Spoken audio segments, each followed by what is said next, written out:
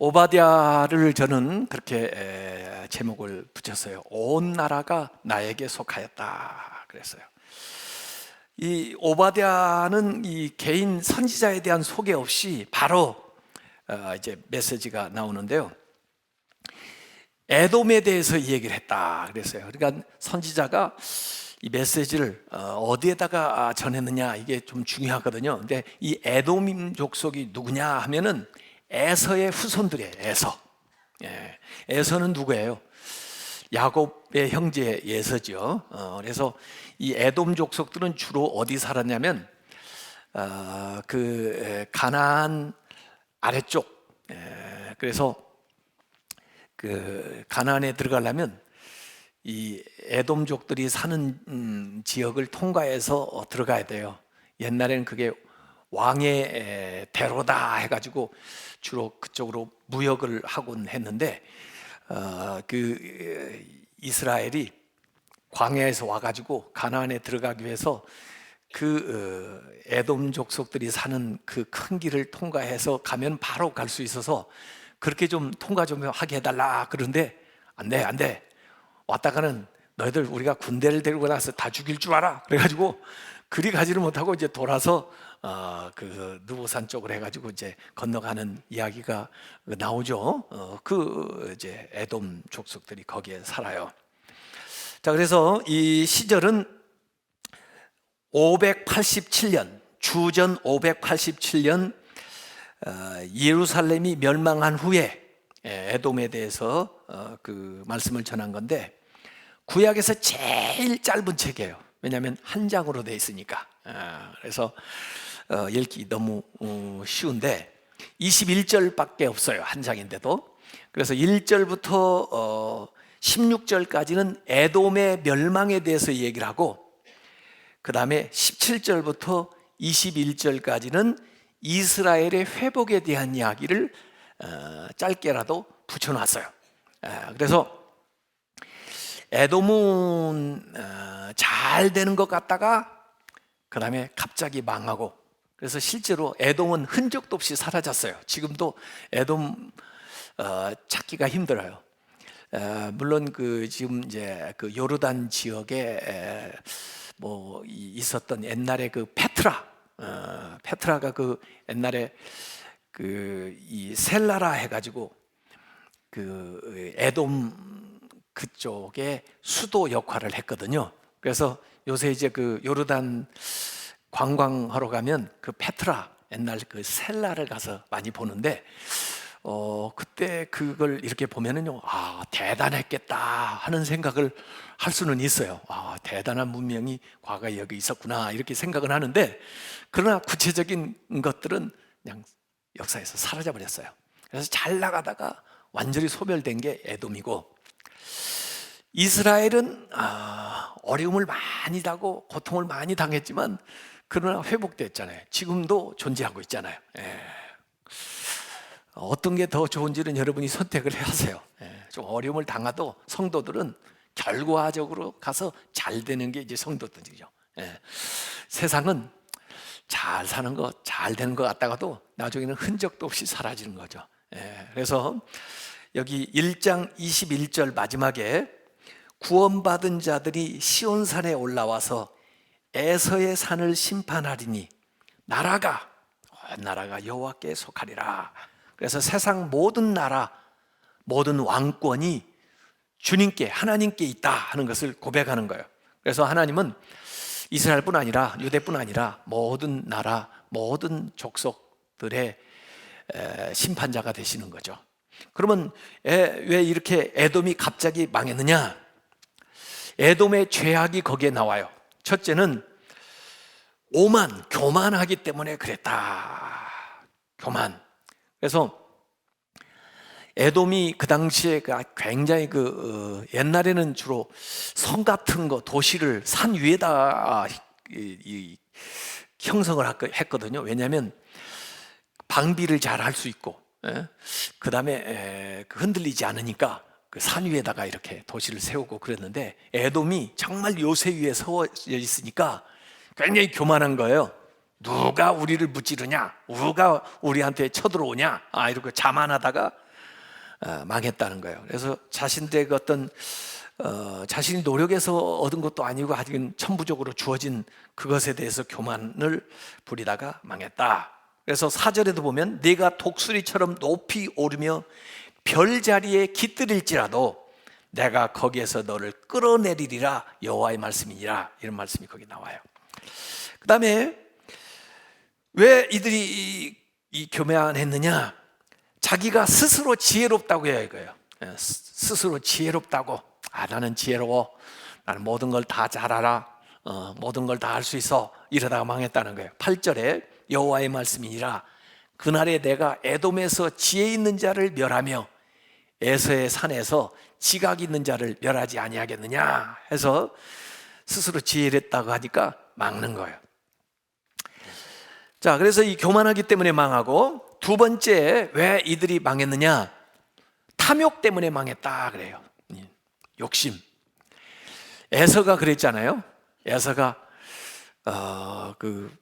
이 팥죽 한 그릇에 장자의 명물이 무슨 소용이 있어 하고 그냥 넘겨주고 말았죠. 그래서 그들의 그 욕심 때문에 망했다. 6절에 보면 에서가 어찌 그리 수탈되었으며 그 감춘 보물이 어찌 그리 빼앗겼는고 하고 이야기가 쭉 나와요. 세 번째 에돔의 죄는 그들의 무자비한 생활 때문에 망했다. 특별히 자기의 형제인 이스라엘이 어려움을 당했을 때 오히려 막 박수를 치고 좋아했거든요. 이거 고소하다, 잘 당한다 막 이러고, 길 좀 내달라고 그러는데 절대 길 안 내주고, 이렇게 좀 무자비한 생활을 하다가 결국 망했어요. 그 베가와 르신이 유다를 침공했을 때 에돔이 자기 형제국 어려움을 당하니까 가서 도와줘야 될 거 아니에요. 그런데 기회는 이때다 해가지고 에돔 족속들도 유다를 같이 침공해서 빼앗아가고 사람들 사로잡아가고 그래 어려움 당한 데 가서 더 그냥 어려움을 가중시키는 그런 일을 한 것이 여기에 나와요. 그래서 10절에서 14절까지 이러면 제가 다 읽어드리는 건데,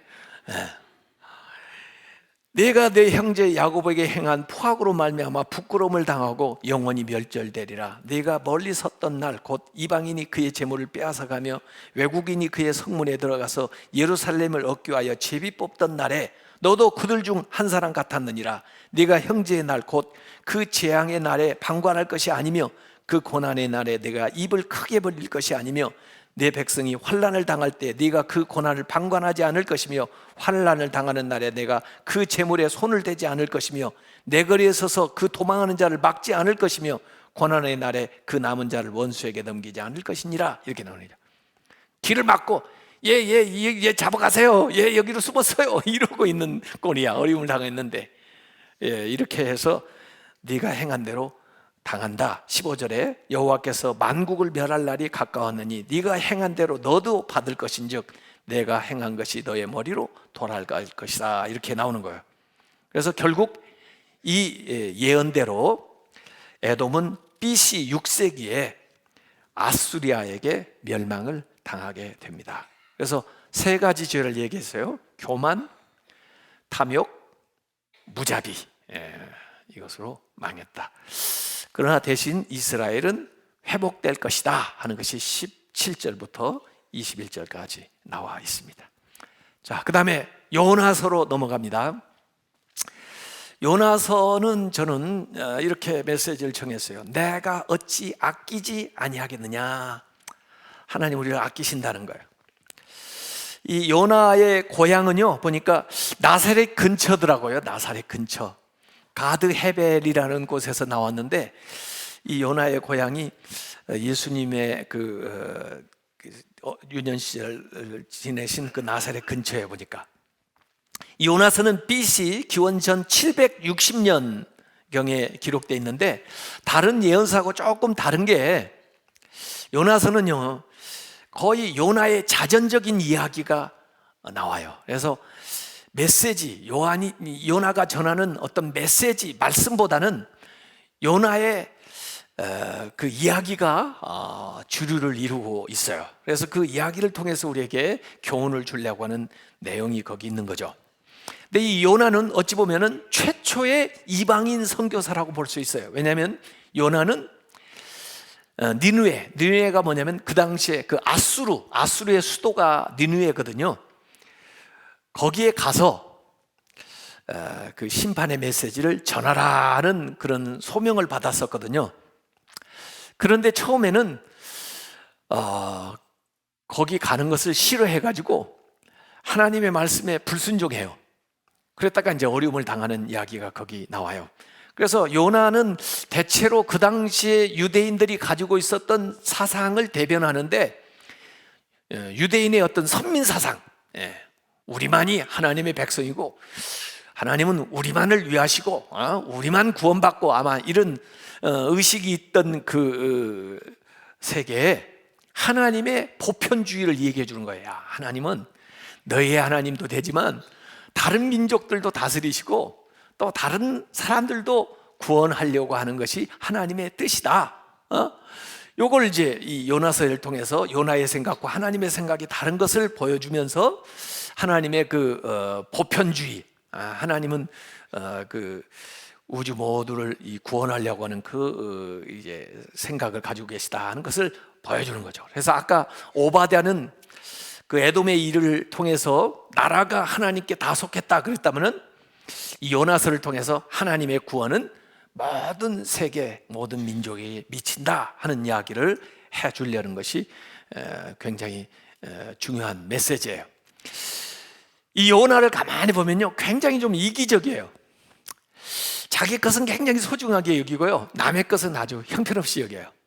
심지어 니느웨 사람 거기 한 10만이 멸망하는 것도 별로 눈 하나 깜빡하지 않고 오히려 자기 박넝쿨 하나 시드는 것이 너무 안타까운 거예요. 이게 얼마나 이기적이에요. 그런 이 하나님의 그 생각과 요나의 생각의 차이가 거기 나와요. 자, 그래서 이 요나서를 가만히 보면 하나님은 그 니느웨 아수리아 그 사람 한 10만 명 회개시키는 것보다 더 어려운 게 이 요나 한 사람 회개시키는 게 더 어려운 거예요. 이 사람 생각 바꿔주기가 더 힘들어요. 하나님은 이 사람에게 열심히 여러 차례 얘기해야 이 사람의 생각을 바꾸고, 니느웨는요, 요나가 가서 진짜 5마디밖에 안 했어요. 5마디. 단어로 말하면 딱 5마디 했어요. 그리고 무슨 뭐 회개하라 뭐라 뭐 이런 다른 말도 붙이지도 않았어요.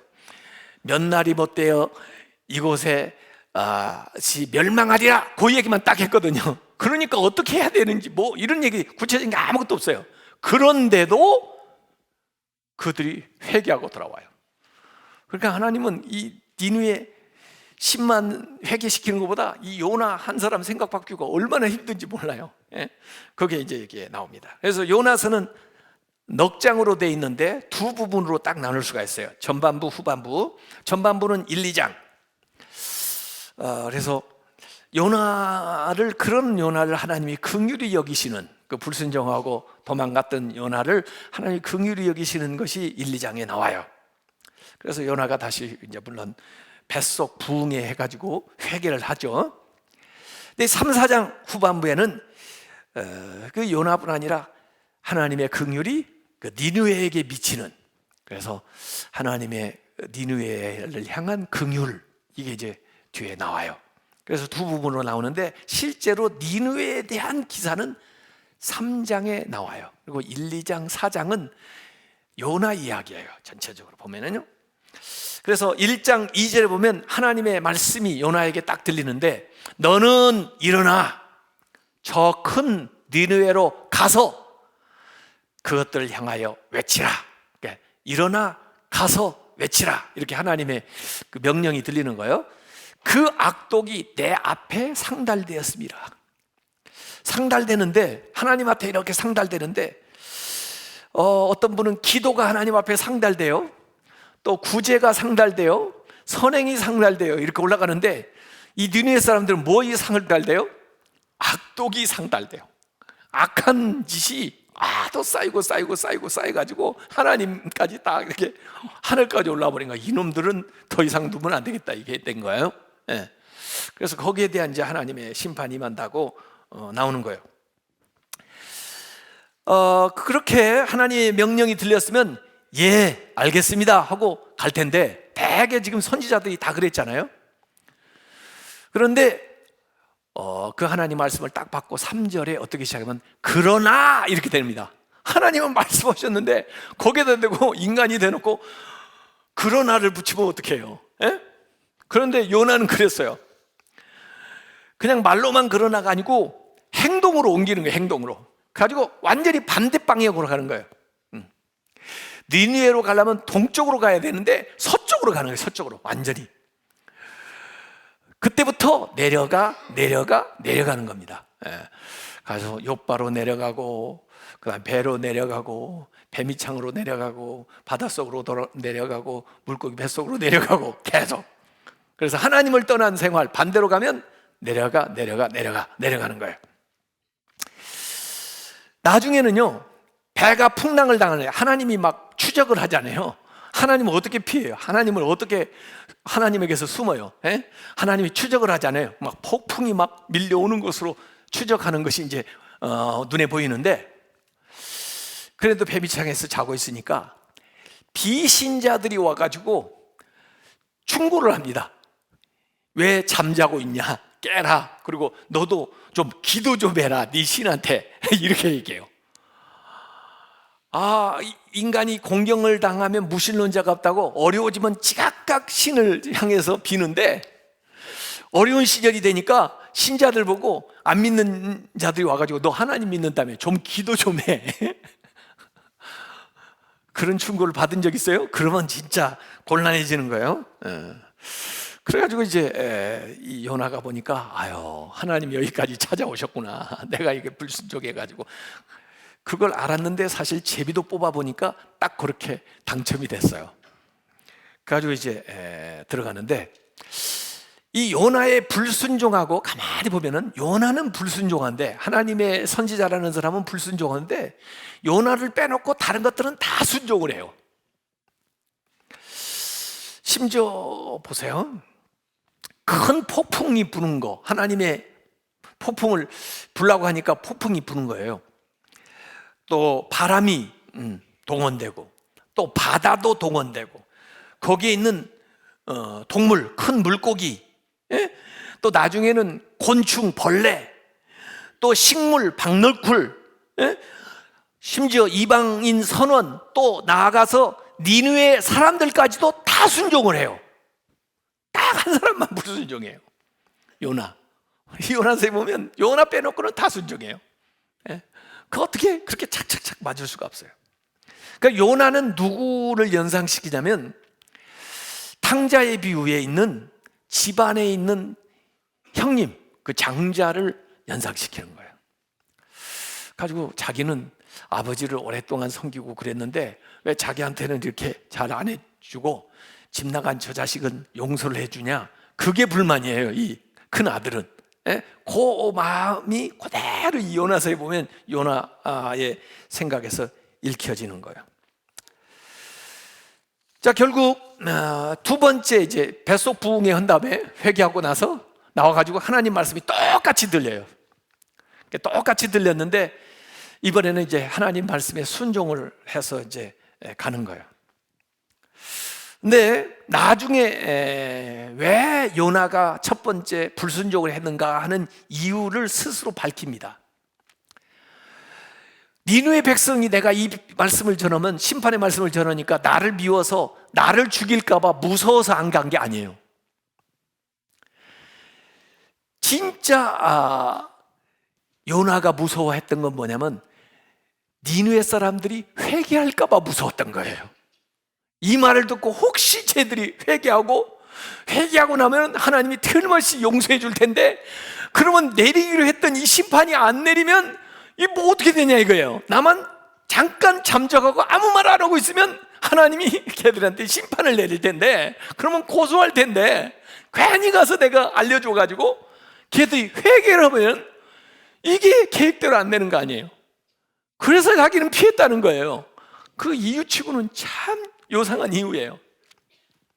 그래서 이 사람이 설교를 가서 하나님 말씀을 전하면서도 진짜 성의 없이 전하는 겁니다. 왜? 회개할까 봐.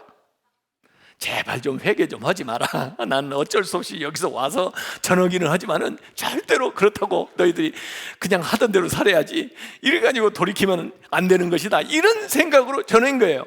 그러니까 정말 마음에 내키지 않는 마음으로 전한 거예요. 그런데도 아니 기대와는 달리 그들이 막 회개하고 금식하고 막 이렇게 나오니까, 이야, 이게 실망스러운 거예요, 요나는요. 그래서 그 요나서 도망갔던 진짜 이유가 4장 2절에 나옵니다. 주께서는 은혜로우시며 자비로우시며 노하기를 더디하시며 인애가 크시사. 하나님에 대해서 잘 알고 있어요, 요나가. 뜻을 돌이켜 재앙을 내리지 아니하시는 하나님이신 줄을 내가 알았습니다. 내가 그럴 줄 알았다니까요. 그래서 내가 도망갔는데, 나를 가라고 그래가지고 할 수 없이 왔는데, 보면 내가 이전에 생각 안 대로 됐잖아요. 지금 이렇게 이제 하나님 앞에 한탄을 하는 거예요. 그래서 요나는 못된 놈들이니까 분명히 그놈들 심판을 해야 됩니다 하는 이 정의의 원리하고 하나님의 은혜의 원리가 여기에서 이제 충돌을 하고 있는 거예요.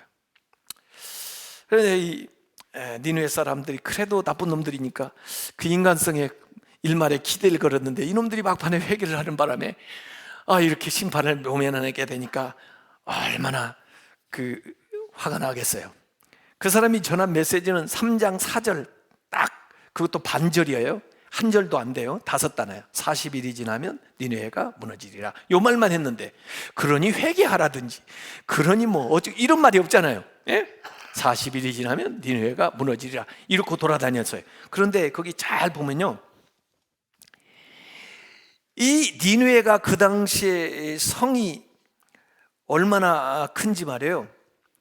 사람들이 이렇게 많이 사니까 거기 다니면서 이 메시지를 전하려면은 얼마나 몇 날 며칠을 다니면서 전해야 되겠어요. 그런데 딱 하루 전했어요. 하루. 예? 이 짧은 얘기를. 그런데 이 사람들이 서로 말을 전파해가지고 그 다음에 아마 회개하고 나온 거예요. 그래서 너무 그렇게 하니까 하나님이 니느웨한테 이제 박능쿨 하나 생기게 했다가 그게 없어지는 그 일을 통해서 하나님하고 요나하고 같이 토론을 하는 이야기가 나옵니다. 요나는 자기가 옳다거니, 하나님은 왜 내가 뭘 잘못했냐니 뭐 이렇게 가지고 얘기하는 그 이야기가 나와요. 그래서 4장 11절에 보면 네가 키우지도 않은 심지도 않은 박농쿨 하나 죽었다고 이렇게 죽여달라고까지 하는데, 하물며 이 성읍 니느웨에는 좌우를 분별하지 못하는 자가 12만여 명이요 가축도 많이 있는데 내가 아끼는 것이 뭐 이렇게 잘못됐냐 하는 게 이제 4장 11절에 나와 있어요. 그리고는 끝나는 거예요. 그게 미종결로 끝나잖아요. 요나가 하나님 제 생각이 짧았네요, 제가 잘못했습니다, 하나님 위대하십니다, 그러고 끝났는지, 여전히 나는 이해를 못하겠어요, 하나님 그랬는지 모르겠어요. 미종결로 끝나요. 그 탕자의 비유도 미종결로 끝나잖아요. 그 큰아들한테 아버지가 와가지고, 야, 네 아들 말이야 죽었다, 내 동생, 네 동생 죽었다가 살았고 이렇게 돌아온 아들 내가 이렇게 기뻐하는 게 뭐 잘못했니? 그런데 큰아들이 뭐라고 대답했다는 이야기가 없잖아요. 미종교로 딱 끝나잖아요. 왜? 우리 보고 종교를 하라, 그런 의미예요. 자, 그래서 미가서로 넘어갑니다. 미가서의 메시지는 내가 너에게 원하는 것은 정의, 사랑, 겸손이다, 이런 메시지예요. 이 미가서에는 내가 내게 뭘 원하는지 하나님이 원하는 것을 우리한테 미가를 통해서 이 얘기를 해주시는 거예요. 이걸 모르면 사실 하나님이 원하는 것을 해드리면서 우리가 하나님을 사랑한다고 그래야지, 또 하나님을 믿는다고 그래야지, 하나님이 원하지도 않는 거, 또 하나님이 별로 싫어하는 거 하면서 우리 하나님 사랑해요, 그러면 이 표현 방식이 잘못된 거 아니에요? 그래서 이 미가에게 하나님이 원하는 게 뭔지를 가르쳐주는 그 메시지가 나와 있어요. 미가는 아모스처럼 역시 시골 출신 예언자인데, 시대는 유다 왕 요담, 아하스, 히스기야가 통치하던 시대에 유다에게 또는 이스라엘에게, 유다하고 이스라엘 양쪽에 다 예언을 한 선지자예요. 시기적으로 보면 이사야하고 거의 비슷하고, 메시지도 보면 이사야하고 비슷한 논조의 메시지가 나와요. 그렇지만 이사야는 예루살렘 출신, 도시 출신인데다가 귀족이었죠. 근데 미가는 그 농부, 예루살렘에서 한 32km 정도 떨어진 작은 산골 마을 모레셋 지방의 출신이다, 이렇게 되어 있습니다. 그래서 미가가 제기한 질문이 이런 거예요. 하나님께서 오늘 우리에게 원하는 게 뭔가? 내가 정말 하나님한테 뭘 가지고 나가야 하나님이 제일 기뻐하실까? 우리가 예배 드릴 때 주로 이제 이런 생각을 하잖아요. 그래서 미가서 이제 6장 6절에서 8절까지 보면은 내가 무엇을 가지고 요 앞에 나아가며 높으신 하나님을 경배할까? 이러면서 이 성도들이 하나님의 이 마음을 헤아리는 것들을 해요. 뭐 하나님이 재물을 받으실까? 뭐 하면서 점점 더 크게 쓰는 거죠. 그러다가 아유, 내 자식을 하나님께 바칠까? 뭐 이렇게까지 했는데 하나님의 응답이 들리는 거예요. 내가 너에게 원하는 것은 이것이다 하면서 하나님 원하는 걸 여기 첫 번째 얘기해 주는데 뭐냐면, 오직 공의를 행하며 인자를 사랑하며 겸손히 너의 하나님과 함께 행하는 걸 내가 원한다. 이렇게 하나님이 세 가지로 압축을 해낸 거예요. 공의를 행하고 사랑하고 겸손히 하나님과 동행하는 거. 그래서 공의라는 건 정의죠. 정의. 아모스 선지자가 주로 얘기했던 그 정의고, 사랑, 호세아 선지자가 강조했던 거죠. 그리고 겸손, 이제 여기에 나오는 겁니다. 겸손히 하나님과 함께 행하는 것이다. 여기 이제 그 미가서에 보면요, 그 평화의 왕에 대한 이야기가 나와요. 그 특별히 이제 미가서에 유명한 것은 미가서 5장 2절인데 평화의 왕이 태어날 장소에 대한 예언이 나와 있죠. 베들레헴 에브라다야, 너는 유대 족속 중 장할지라도 이스라엘을 다스릴 자가 너에게서 나올 것이라. 그의 근본은 상고, 태초부터 있었다. 영원. 이렇게 얘기를 하죠. 이 미가서는 크게 세 부분으로 나눌 수가 있습니다. 1장에서 3장까지 심판의 말씀이 나오고요, 4, 5장에는 위로의 말씀이 나오고요, 6, 7장에는 구원의 말씀이 나옵니다. 그래서 심판, 위로, 구원의 말씀, 이렇게 이제 나와 있어요. 이 미가서에도 역시 예레미야서에 나오는 것처럼 참된 선지자, 거짓 선지자가 나오는데, 참된 선지자는 하나님께 받은 말씀을 전하는 자고, 거짓 선지자는 자기가 생각하는 것을 얘기하는 거예요. 참된 선지자는 죄에 대한 회개를 촉구하고 심판의 메시지를 말하는 반면에, 거짓 예언자는 평화를 말하지만은 그 평화가 거짓 평화다. 하나님이 없는 무슨 평화가 진짜 무슨 평화냐, 뭐 이런 게 나오는 거예요. 그 미가서에는 가장 많이 나오는 단어가 뭐냐면 내 백성이라는 말이 나옵니다. 다른 선지서에도 많이 나오지만은 미가서에 특별히 강조되어 있어요. 내 백성. 하나님과 우리와의 관계가, 하나님은 나의 하나님, 우리는 하나님의 백성이 되는 거, 이걸 강조해서 많이 얘기하고요. 그 미가서가 고발하는 그 죄상들은 주로 가진 자들의 횡포, 또 권력을 가진 정치 지도자들의 부패, 종교 지도자들의 타락, 이런 것들을 고발을 하고 있습니다.